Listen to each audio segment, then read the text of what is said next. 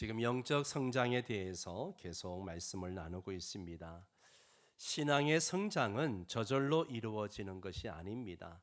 교회를 어린 시절부터 오랫동안 다녔어도 여전히 신앙이 어린 아이의 수준에 있는 사람이 있을 수 있습니다.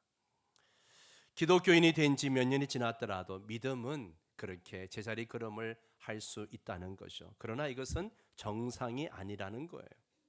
히브리서 기자는 때가 오래되었으므로 너희가 마땅히 선생이 되었을 터인데, 예수를 믿은 지 오래되었기 때문에 이제는 누군가를 가르치고 이끌어줘야 될 그런 선생이 되었어야 될 터인데, 너희가 다시 하나님 말씀의 초보에 대하여 누구에게서 가르침을 받아야 할 처지이니 단단한 음식은 못 먹고 젖이나 먹어야 할 자가 되었도다. 그렇게 말씀하고 있습니다. 신실한 크리스찬도 믿음의 성장과 진보에 실패할 수 있습니다.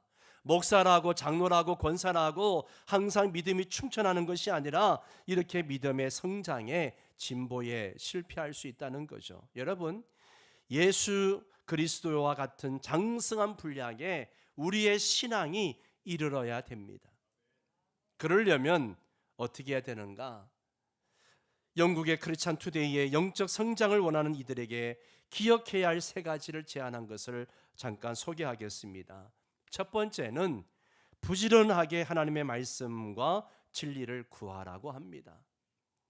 사도행전 17장에 보면 베레아 사람들은 하나님의 말씀을 찾고 구하며 날마다 성경을 산구했다, 그렇게 말하고 있습니다. 영적 성장을 위해서는 부지런하게 하나님의 말씀을 구해야 합니다. 지난주에 영적 성장의 방해 요소 중에 하나가 뭐라 그랬습니까? 뭐예요? 영적 게으름입니다. 영적 게으름.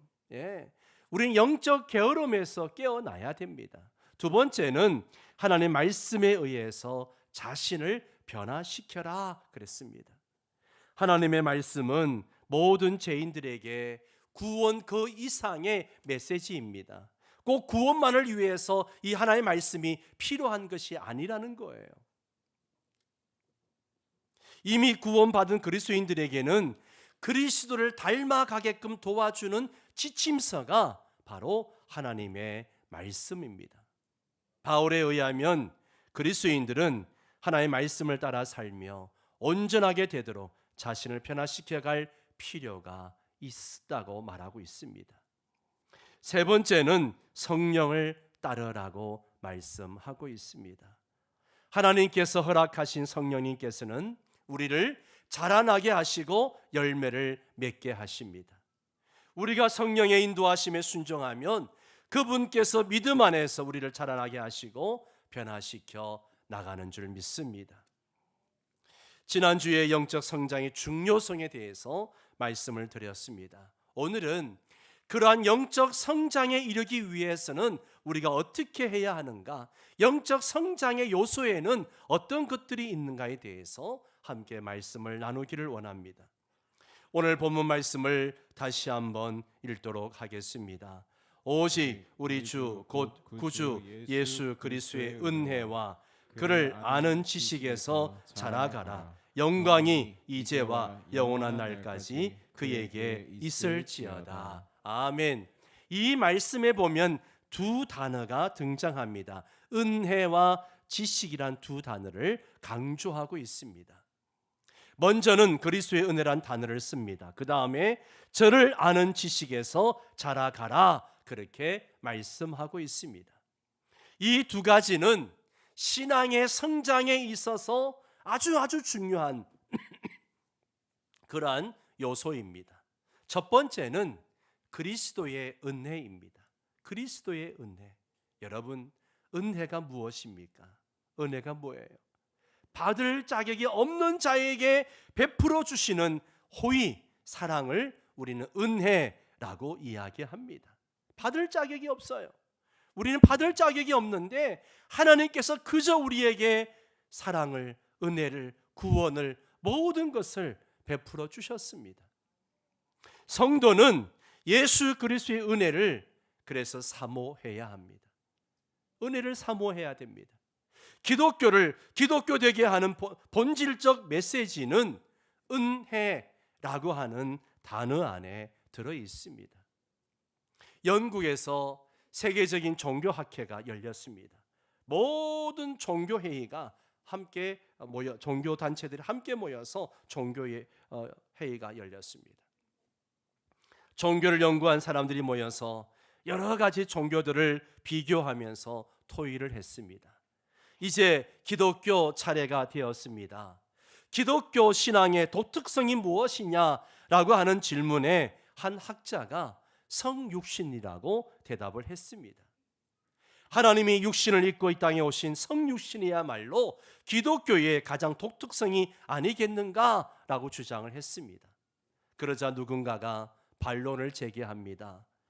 기독교의 가장 독특성이 참으로 성육신인 것은 맞지만 그것이 기독교에만 있는 것이 아니라 다른 경전에도 나오는 이야기다라고 이야기를 합니다. 또 다른 누군가가 그러면 기독교의 신앙의 독특성은 부활에 있지 않느냐라고 주장을 했습니다. 그랬더니만 또 주장을 합니다. 죽은 사람이 살아났다는 얘기는 다른 종교 경전에도 종종 있다라고 이야기했습니다. 이때 평신도 신학자요 문학가였던 C.S. 루이스가 벌떡 일어나면서 말했습니다. 기독교의 독특성은 은혜입니다. 은혜입니다. 이 은혜라는 말에 모든 참석자들이 동의했다고 합니다.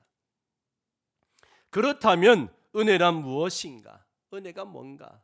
하나님의 진노와 저주를 받아서 참으로 죄인으로 이 땅에 살아가고 그리고 그렇게 본질상 진노의 자녀로 살다가 영원히 지옥 형벌을 받아야 할 죄인들을 하나님이 받아주시고 용납하고 용서해 주심으로 하나님의 자녀로 삼아 주신 것이 바로 은혜입니다. 은혜예요. 이게 은혜입니다. 이러한 하나님의 은혜는 우리가 구원 얻은 순간만이 아니라 구원 얻은 자의 삶 속에서 지속적으로 필요한 것입니다. 구원 얻을 때만 은혜가 필요한 것이 아니라 이 땅을 살아가면서 순간순간마다 우리에게 은혜가 필요합니다. 우리가 용서받기 위해서도 하나님의 은혜가 필요하지만 우리가 죄짓지 않고 건강한 삶을 살아갈 수 있는 것, 축복된 삶을 날마다 살아갈 수가 있는 이유도 바로 은혜 때문입니다. 우리는 우리의 죄 문제가 해결되었음에도 불구하고 여전히 우리는 이 땅에 살아가면서 죄의 영향을 받고 죄와 싸워가며 살아가고 있습니다. 이러한 우리의 삶에 대한 주권이 하나님께 있기 때문에 은혜는 하나님의 자녀가 그분의 뜻에 합당한 삶을 살아가도록 하는 강력한 동력이 되는 것입니다. 그래서 성도에게 은혜가 떨어지면요, 이 세상을 승리하며 살아갈 수 있는 동력이 떨어지는 거예요. 그래서 신앙의 기쁨도 없고 죄악 가운데 적당히 타협하며 살아가는 것이죠. 우리 스스로 하나님이 원하시는 선한 삶을 살아낼 수 없기 때문에 하나님께서 그의 선하심을 우리에게 무한정으로 공급해 주시기 위해 행하시는 것, 그것이 바로 은혜라고 하는 거죠. 은혜는 우리의 노력으로는 얻을 수 없습니다. 그저 받아서 누리는 거예요. 너희가 그 은혜로 말미암아 구원을 얻었나니 이것이 너희에게서 난 것이 아니요 하나님의 뭐라고요? 선물이다. 예. 여러분, 은혜도 하나님의 선물입니다. 하나님의 선물이에요. 예. 하나님의 은혜가 어떤 역할을 할까요? 첫째는 하나님의 은혜는 우리를 구원하고 양육합니다. 하나님의 은혜는요, 우리를 구원하고 양육합니다. 디도서 2장 11절 12절을 볼까요? 같이 읽습니다. 모든 사람에게 구원을 주시는 하나님의 은혜가 나타나 우리를 양육하시되. 예. 모든 사람에게 구원을 주신 하나님의 은혜가 나타나서 그 은혜가 우리를 어떻게 해요? 양육합니다. 은혜는 구원을 위해서만 필요한 것이 아닙니다. 은혜는 구원 이후 선한 일을 열심히 하는 하나님의 백성이 되도록 구원받은 자의 삶을 양육해 주는 에너지가 되는 거예요. 은혜는 개인의 삶의 성장과 성숙, 더 나아가서 공동체적인 삶을 위해 토대를 제공해 줍니다. 그렇기 때문에 우리 날마다 하나님의 은혜를 구하며 살아야 합니다. 내 삶의 은혜가 떨어지지 않도록, 우리 가정에 하나님의 은혜가 메마르지 않도록 날마다 구하며 살아야 합니다. 두 번째는 하나님의 은혜는 우리 삶을 경건하게 살도록 하고 그리스도의 영광을 소망하게 하는 것이죠. 디도서 2장 12절 13절 말씀 또 한번 같이 읽을까요? 경건하지 않은 것과 이 세상 정욕을 다 버리고 신중함과 의로움과 경건함으로 이 세상에 살고 복스러운 소망과 우리의 크신 하나님 구주 예수 그리스도의 영광이 나타나심을 기다리게 하셨으니. 아멘.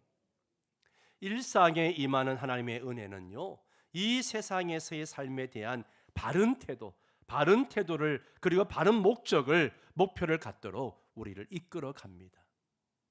은혜가 충만하면 내가 왜 살아야 하는지, 무엇을 위해 살아야 하는지, 그 우리의 인생의 바른 태도와 바른 목적을 갖게 한다는 것이죠.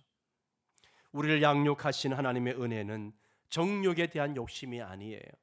오히려 신중함과 의로움과 경건함으로 내면을 채우도록 해주십니다. 하나님의 영광을 나타낼 수 있도록 소망 가운데 살아가게 하십니다. 불법이 아니라 하나님이 기뻐하시고 받으실 만한 선한 일에 대한 열정을 불러일으키며 그렇게 살아가도록 하는 게 은혜입니다. 사랑하는 성도 여러분, 날마다 은혜를 구하며 은혜 가운데 살아가는 여러분 되시기를 바랍니다. 두 번째, 우리의 영적 성장의 두 번째 요소는요, 그리스도를 아는 지식입니다. 그리스도를 아는 지식. 그리스도를 아는 지식에서 자라가라, 그렇게 말했습니다. 우리의 신앙이 계속적으로 자라가려면 예수 그리스도를 깊이 알아야 됩니다. 예수님을 깊이 아는 것만큼 우리의 영적 성장도 이루어지게 되고 우리의 신앙도 자라게 되는 겁니다. 예수님을 아는 것만큼 자라게 됩니다. 우린 종종 부부관계에 대해서 이야기하면서 두 사람의 관계가 참으로 성숙하다, 이런 말을 할 때가 있습니다. 그것은 부부관계 속에서 서로 알아가는 것을 표현하는 것이죠. 남편이 아내를 알아가고 아내가 남편을 깊이 알아갑니다. 서로를 알아가면서 더 이해하고 더 사랑하게 되는 겁니다. 부부가 단지 결혼했기 때문에 남편이나 아내를 잘 안다, 그렇게 말할 수가 없습니다. 그렇게 말하는 것은 맞는 것이 아닙니다. 또한 그것을 전제해서도 안 됩니다. 현재와 미래의 부부관계가 더욱 성숙해지려면 성장 과정을 알아야 합니다. 어렸을 때 인간관계, 삶의 여러 가지 배경들, 경험했던 그 아픔과 즐거움 등 이런 것들이 현재까지도 영향을 끼친다는 거죠. 서로를 알아가며 성장 배경 등을 이해하게 될 때 배우자의 행동에 대해서 그래서 이렇게 행동하는구나, 나는 별로 신경 안 썼는데 이 작은 말에 그래서 상처받는구나, 그렇게 이해하게 되는 거죠. 마찬가지로 우리는 계속해서 예수님을 알아가야 합니다. 사랑하는 연인과 더 가까워지기를 원하는 사람은 연인이 보낸 편지나 문자를 덤덤하게 보고 그것에 담긴 내용을 제대로 이해하지 않는다면 그건 건강한 연인 관계가 아니죠. 연인이 보낸 편지를 여러 번 읽고 그 사람의 마음을 이해하려고 애를 쓰고 알기를 원하는 것이 지극히 정상이에요. 예수님을 사랑하면 예수님을 더 알고 싶어 할 것입니다. 영적 성장을 진지하게 생각한다면 예수 그리스도를 더 알고자 힘쓸 것입니다. 친밀한 관계를 소원하게 되는 것이죠. 주님과의 관계가 더 친밀해지기를 소원하게 되는 것입니다. 그렇다면 예수님을 어떻게 더 알아갈 수 있을까요? 어떻게 예수님을 더 알아갈 수 있을까요? 첫 번째는요, 말씀을 통해서 예수님을 알 수 있습니다. 뭘 통해서요? 말씀을 통해서. 하나님의 계시인 성경을 통해서 예수님을 알 수가 있습니다. 예수님은 살아계신 하나님의 말씀으로 육신을 입고 이 땅에 오셨기 때문입니다. 예수님은 요한복음 5장 39절에서 이렇게 말씀하셨습니다. 너희가 성경에서 영생을 얻는 줄 생각하고 성경을 연구하거니와 이 성경이 곧 누구에 대하여 내게 대하여 정언하는 것이로다. 여기에 내게는 누굽니까? 예수님에 대하여 정언하는 것입니다. 이 성경은 예수님에 대해서 말씀하시는 거예요. 예. 성경의 유일한 주제, 성경의 핵심, 결국 예수님이십니다. 그러므로 성경을 알면 예수님을 깊이 알게 됩니다. 성경을 아는 것만큼 예수님을 알게 되는 거예요. 신앙생활에 있어서 개인적인 체험이 있습니다. 체험이 있어요. 불치병에서 기적적으로 고침을 받기도 하고, 기가 막힐 그 웅덩이에서 건짐을 받기도 하고요. 또 어떤 경우는 매우 특별한 체험을, 영적인 체험을 하기도 합니다. 그러나 이러한 주관적 체험이 객관화되는 것을 주의해야 합니다. 우리는 개인적인 체험을 하나님의 말씀에 비추어서 점검해 봐야 하는 겁니다. 개인의 체험은 주관성이 강하기 때문에 흔들릴 수가 있어요. 심할 경우에는요, 그 체험 자체만 추구하기도 합니다. 그래서 어떤 체험이 없으면 마치 하나님이 안 계신 것처럼, 하나님이 가만히 계신 것처럼, 하나님이 일하지 않는 것처럼 그렇게 오해하기도 합니다. 심지어 하나님이 나를 사랑하지 않는다라고 생각하면서 결국은 하나님이 안 계시네 라고 그렇게 이야기까지 하게 되는 거죠. 여러분, 체험보다 훨씬 더 중요한 것이 바로 하나님의 말씀입니다. 아멘입니까? 우리의 체험이 감정을 만족시키는 것이 되어서는 안 됩니다. 체험은 말씀에 대한 확신을 갖도록 하나님의 은혜로 허락하시는 겁니다. 여러분, 기독교는 계시의 종교입니다. 계시란 하나님이 말씀으로 자신을 드러내셨다. 이게 계시입니다. 자신을 드러내시는 거예요, 말씀으로. 그래서 우리는 계시된 이 말씀을 통해서 예수님을 알 수 있습니다. 베드로는 누구보다도 특별한 체험을 많이 한 사람이에요. 예수님이 특별히 사랑했던 제자였기 때문에 베드로, 야고보, 요한은 항상 예수님이 특별한 사역을 하실 때마다 데리고 가셔서 그 현장을 보여주시고 가르치셨습니다. 그런 베드로가 베드로 후서 1장 16절 이하에서 이런 이야기를 합니다. 한 절씩 교독을 합니다. 제가 16절을 읽습니다. 우리 주 예수 그리스도의 능력과 강림하심을 너희에게 알게 한 것이 교묘히 만든 이야기를 따른 것이 아니요 우리는 그의 크신 위엄을 친히 본 자라.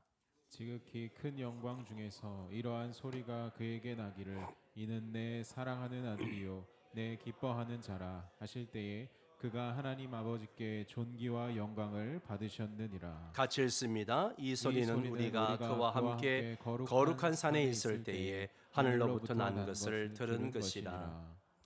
베드로는 정말 놀라운 체험을 했습니다. 우리가 읽은 이 성경 구절에서 그것을 밝히고 있죠. 하늘에서 하나님의 음성이 친히 들렸어요. 여러분, 하나님의 음성을 친히 듣는 거, 이건 어떤 체험보다도 놀라운 체험이죠. 이는 내 사랑하는 아들이요 내 기뻐하는 자다. 예수님이 변화산에서 모세와 엘리야와 함께 말씀하실 때 용모가 변화되어지고 광채가 나던 모습을 목격했던 베드로는 다음 구절 19절에서 이런 이야기를 합니다. 또 우리에게는 더 확실한 예언이 있어. 앞에서 그 놀라운 하나님의 음성을 듣고 친히 엘리야와 모세를 환상 중에 보고 했던 그 놀라운 체험도 있지만 베드로가 이런 말을 합니다. 우리에게는 더 확실한 예언이 있어. 하나님의 말씀이 있다는 거예요. 어두운 데를 비추는 등불과 같다. 하나님의 말씀이 어두운 데를 비치는 등불과 같으니 날이 새어 샛별이 너희 마음에 떠오르기까지 너희가 이것을 주의하는 것이 옳으니라. 하나님의 말씀을 주의해서 그 말씀을 믿고 따르는 것이 옳다는 것이요. 베드로는 이 말씀에서 자신이 이런 놀라운 체험을 하고 놀라운 소리를 들었지만 우리에겐 더 확실한 하나님의 말씀이 있으니까 이것을 주목해야 한다라고 말합니다. 하나님의 말씀, 흔들림 없는 말씀, 이 말씀을 가까이 하고 말씀을 읽을 때 우리는 진정으로 주님을 더 깊이 알고 알아가게 되는 줄 믿습니다. 여러분, 덮어놓고 믿는 자가 되지 마시고요, 정말 말씀을 깊이 읽고 다독하시고 그러면서 주님을 알아가시기를 바랍니다. 두 번째는 기도를 통해 주님을 알 수가 있습니다. 관계가 성숙해지면서 서로를 깊이 있게 알아가게 하는 중요한 요소가 뭐예요? 대화입니다. 대화예요. 부부는 함께 마음속에 고통이나 슬픔이나 아픔이나 기쁨이나 이런 감정들을 함께 나누는 깊이 있는 대화를 통해서 서로를 이해하고 경험하게 되는 것이죠. 신랑 되신 주님과의 관계도 마찬가지입니다. 말씀을 통한 객관적 정보에 기초해서 주님을 주관적으로 알아가는 것이 매우 중요합니다. 그게 뭐예요? 기도입니다. 기도는 친밀한 대화이고 이러한 경험을 제공해 준다는 거죠.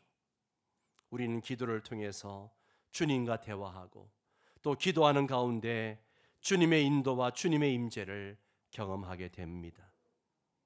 기도할 때 하나님이 나를 찾아와 주시고 나를 감싸 주시고 나를 꼭 안아 주시기도 하시고 내 마음에 평안을 주시기도 하시고 내가 막 울며 기도할 때 그 흐르는 눈물을 닦아 주시는 주님의 은혜를 경험하기도 합니다.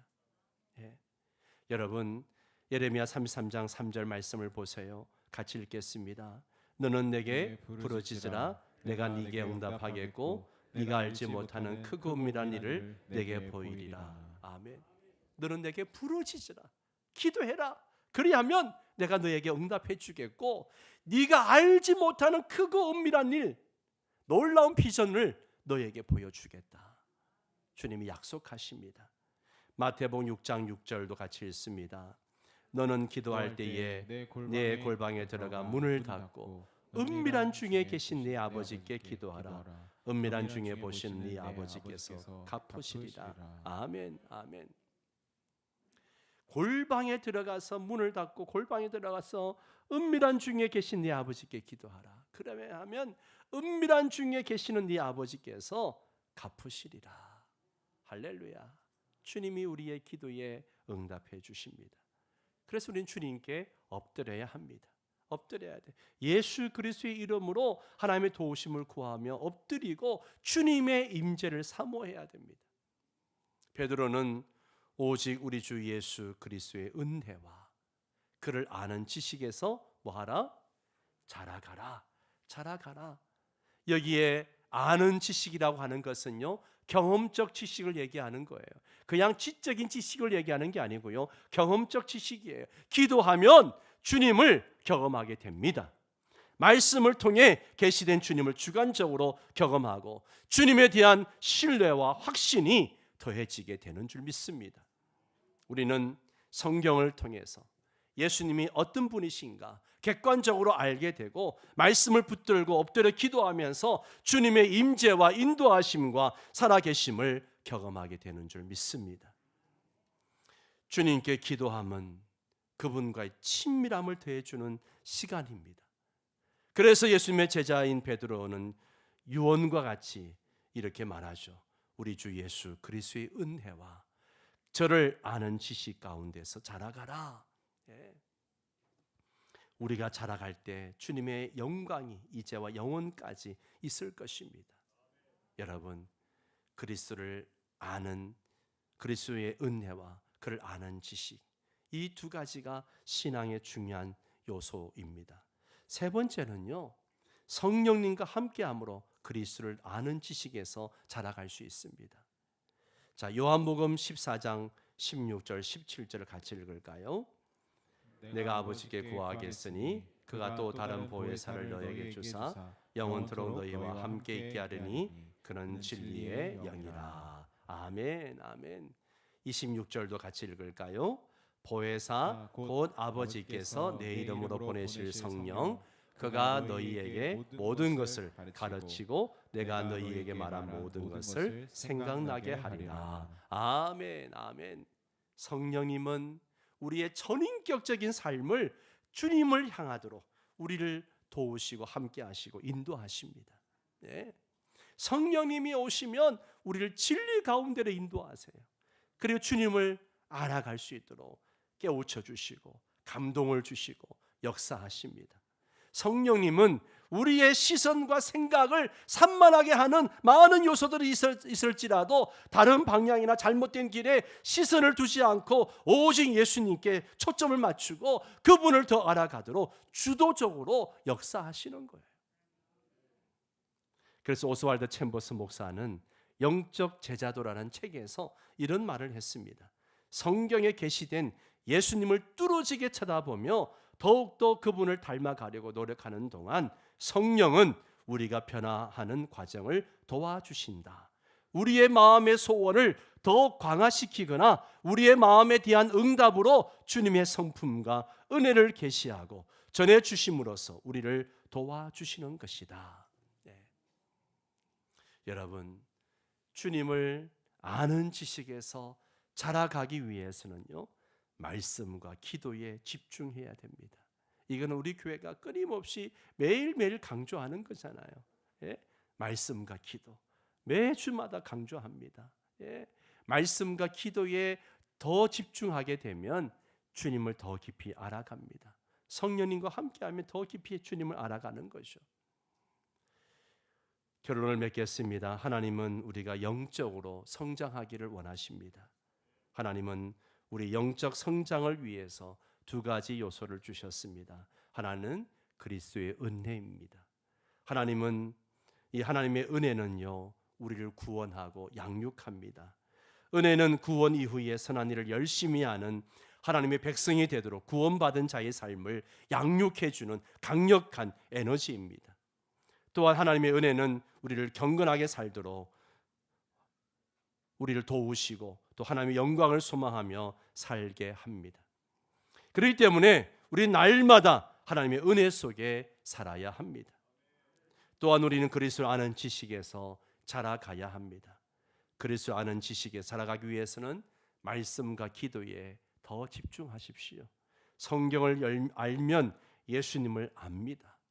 기도하면 더 깊이 예수님을 체험하게 됩니다. 성령님께서 함께 하시기 때문에 그렇습니다.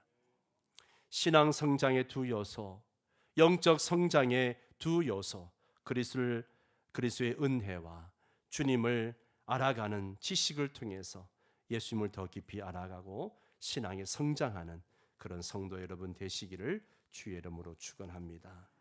다 함께 일어나셔서 오직 예수뿐이네 은혜 아니면 찬양하도록 하겠습니다.